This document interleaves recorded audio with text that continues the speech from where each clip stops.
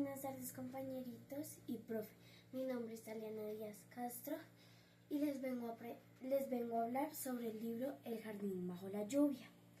Los aspectos que me han parecido positivos sobre el libro son sobre cocinar, porque Yago y su mamá hacen tortas que a mí me gustan. Sobre la música, porque yo antes practicaba música. A mí me gustó el capítulo 4, el piano, porque Elvira le gusta tocar piano igual que a mí. Elvira tenía más de 80 años y me recuerda a mi abuelita, que me quería mucho y me daba muchos regalos. Los aspectos que me han parecido negativos sobre el libro son que a Yago se le murió un familiar y a mí también, que el papá no tiene que estar lejos de Yago.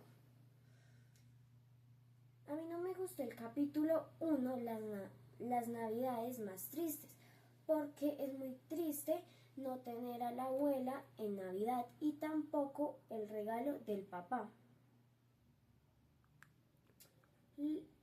Lo que más me llamó la atención es saber si Yago va a conocer el nieto de Elvira.